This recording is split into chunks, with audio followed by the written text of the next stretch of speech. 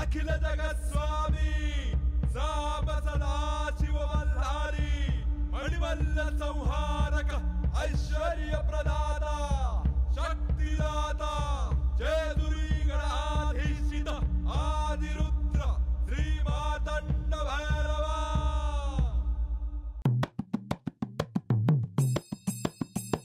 जय देवा जय देवा जय देवा जय देवा जय देवा जय शिव मातंडा।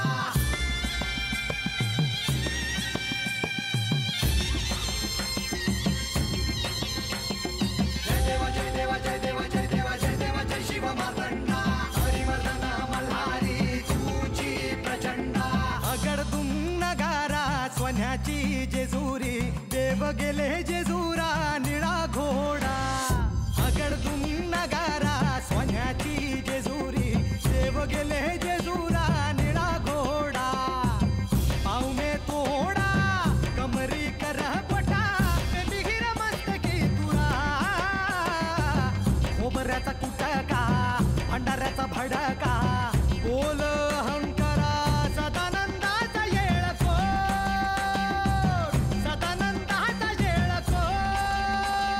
जय देवा जय देवा जय देवा जय देवा जय देवा जय शिव मातंडा। जय देवा जय देवा जय देवा जय देवा जय देवा जय शिव मातंडा। हरिवर्धन मल्हारी तुझी प्रचंडा। जय देवा जय देवा जय देवा जय देवा जय देवा जय शिव मातंडा। हरिवर्धन मल्हारी तुझी प्रचंडा।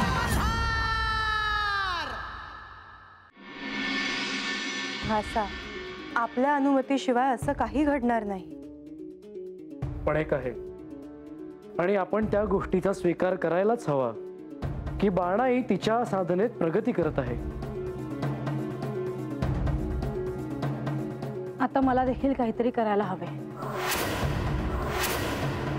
नाहीतर एक दिवस ती माझ्या देखत यांच्या सोबत कैलासात निघून जायची। हाळसा असा विचार करून कसं चालेल? तुम्ही श्री खंडेरायांच्या सहवासात आहात, त्यांच्याकडून अधिकाधिक उपासना शिकून घ्या। रात्रीच्या निरव शांततेत मी साधनेला सुरुवात करते।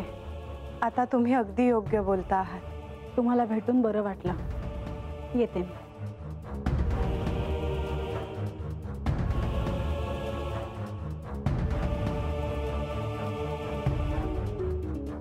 नंदी देवा मला काही बोलायचे होते। बोल। आपल्याला ठाऊक आहेच की मातेनी माझ्यावर एक कार्य सोपवले आहे। ते कार्य करताना माझ्या हातून कोणतीही चूक घडू नये असे मला वाटते। तुझ्या हातून काही चूक घडेल ह्याचा विचार नको करू, तू तुझे कार्य कर। मला मातेची आज्ञा पाळून त्यांची सेवा करायचीच आहे। पण आजचा प्रसंग पहा ना, आज बाणाईला देखील सूर्यदेवांच्या मूळ रूपाचे दर्शन झाले। मला ही गोष्ट आता मातेला सांगणे भाग आहे। तू हे सांगण्याआधी सूर्यदेवानी म्हाळसेला हे सांगितले आहे। पण देवा, माता आता आपल्याला विचारणार की आपण बाणाईला घेऊन मानस सरोवरावर जाणार का ते? मी अजून त्या संदर्भात काहीच ठरवले नाहीये। देवा, मला वाटते माता कोणत्याही क्षणी इथे येईल। मी येतो। बरं, ये। शुभम भवतु।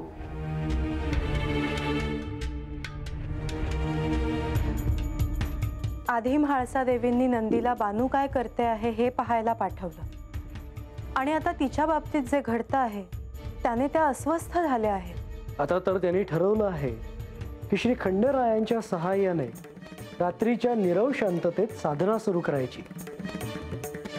त्यात आता नंदी काय माहिती देतो हे ठाऊक नाही।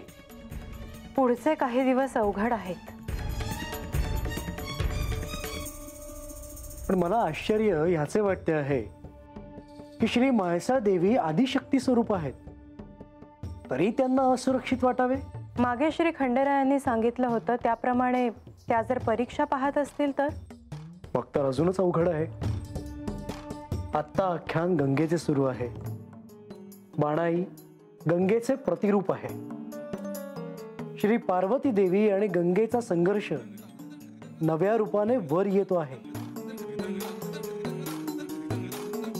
मला देखील असंच वाटतं आहे.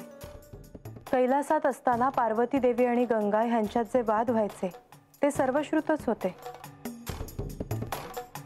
परंतु इथे त्याचा असा ऋणानुबंध आहे हे मोजक्याच लोकांना ठाऊक असेल.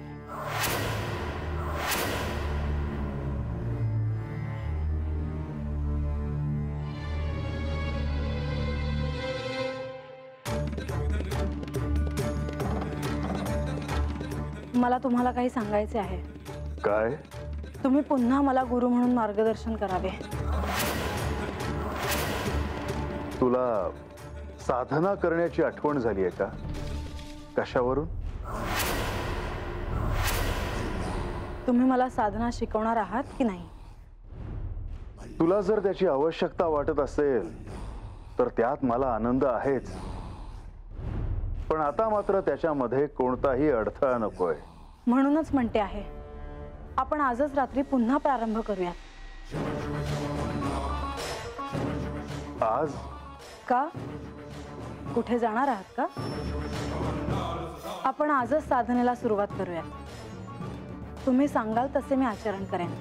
आपण साधनेला उद्या प्रारंभ करूया. नाही, मला विलंब करायचा नाही.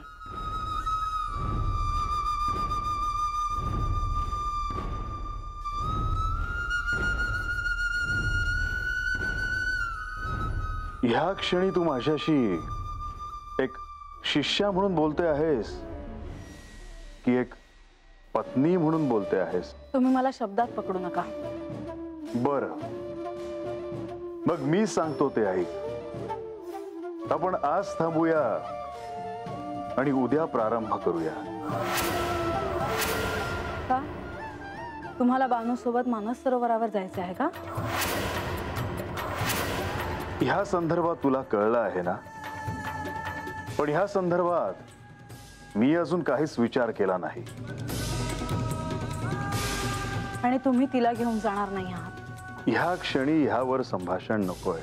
ते काही असो, पण तिला गंगेचं दर्शन घडावं असं मला नको आहे.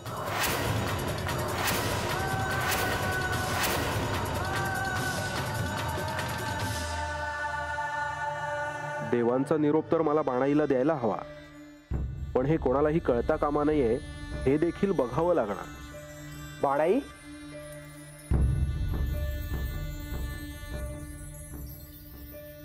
तुम्ही या जी, या बसा. नाही नको, माझ्यावर एक कार्य सोपवले आहे, ते केवळ पूर्ण करण्यासाठी मी आलोय. होय का? मला देवांनी आपल्यासाठी एक निरोप घेऊन पाठवलाय. देवांनी? होय, आणि ही गोष्ट इतर कोणालाही कळता कामा नये हे देखील महत्वाचं आहे. काय सांगावं आहे देवांचा? हो, देवांनी तुम्हाला निरोप दिलाय की देव तुम्हाला रात्रीच्या प्रहरी भेटतील, आणि हा वाडा आणि गड सोडून गडाच्या मध्यावर ते तुम्हाला भेटणार आहेत. आणि तुम्ही देखील देवांना भेटण्यासाठी तयार राहावे. येतो मी.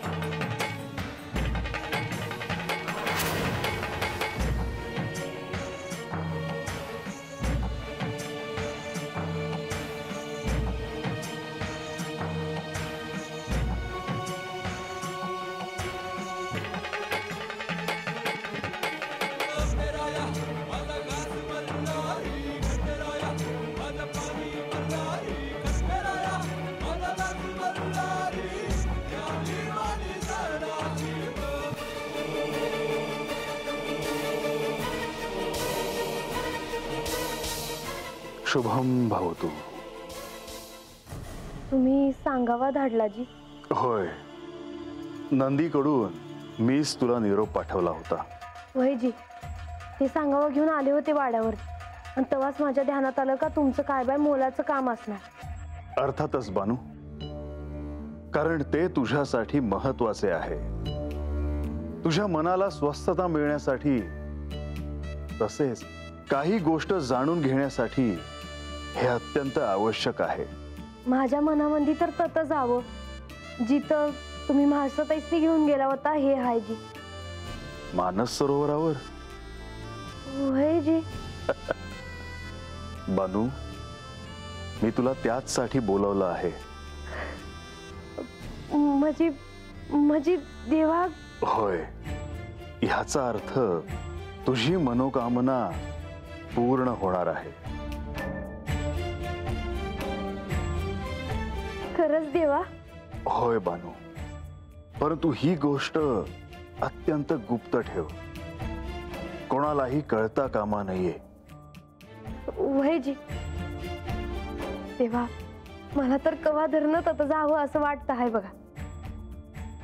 तत कैलासामंदी जावं. आज तर मला ते समजा दिसणार आहे जी. होय. परत देवा, तत जायचं कसं?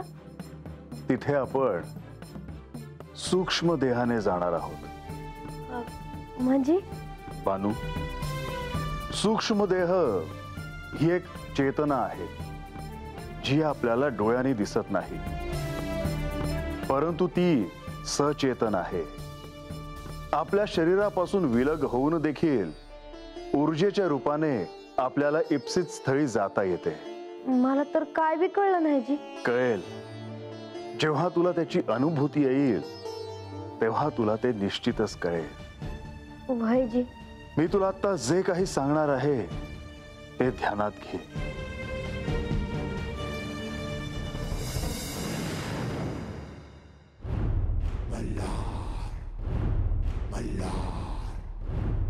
बानू, आपण ब्राह्म मुहूर्ताला मानस सरोवरावर जाऊ, तेही सूक्ष्म देहाने.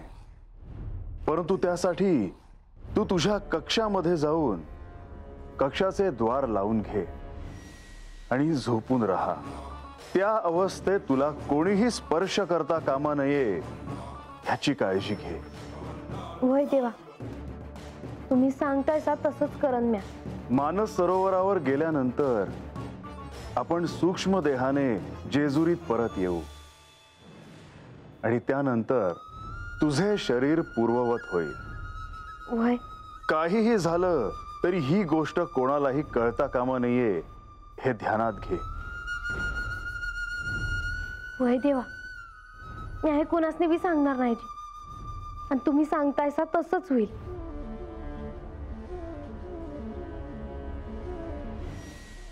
ही सूक्ष्म देहाची अनुभूती तुला एक आध्यात्मिक प्रचिती करून देणार आहे. वय देवा, ते तर आहे.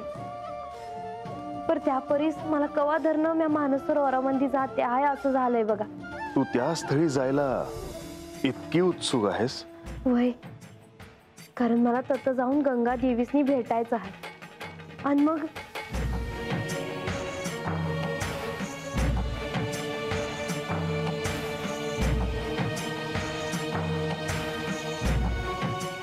बानू, तुझी आणि गंगेची भेट ही काही सामान्य गोष्ट नाही.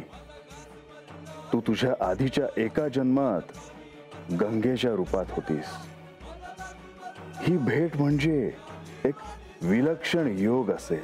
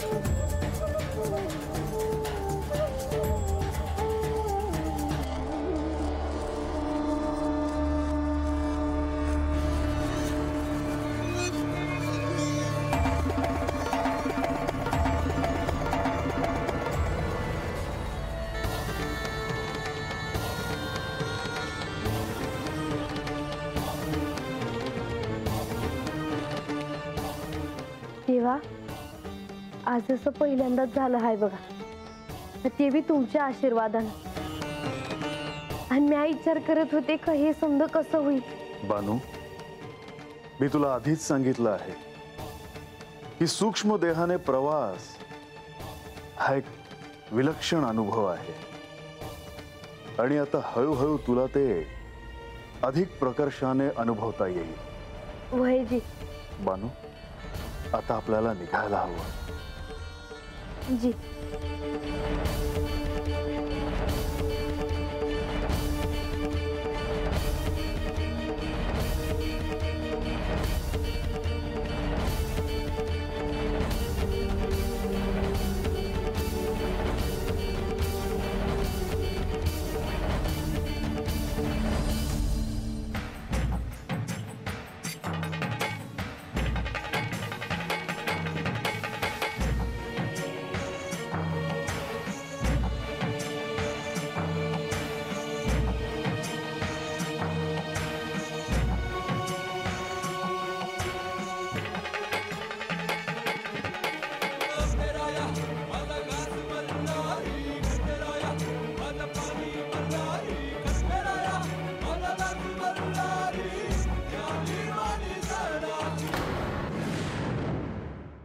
बानू, तुला ज्या मानस सरोवरावर जायची इच्छा होती हे तेच मानस सरोवर. अहो, मी हे समजा बघितल्यावर आता काय बोलणार म्या. अहो, केवढी सुंदर आहे ही जागा. समधीकडं कसं शांत शांत आहे. पण काय बानू, पर तेव्हा कैलास कुठं आहे? त्यांचं दर्शन व्हावं असं लई वाटतंय बघा मनात.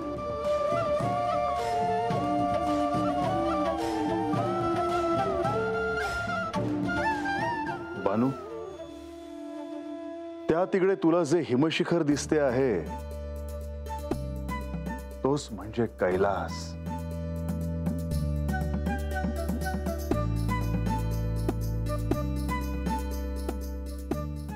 आणि त्याच्या जवळच हे मानस सरोवर.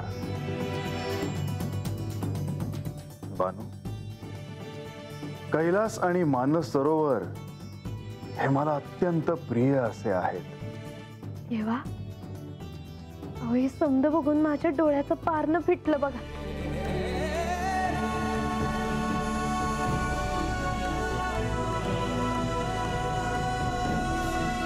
बानू, इथल्या कणाकणाला दिव्यत्वाचा स्पर्श आहे.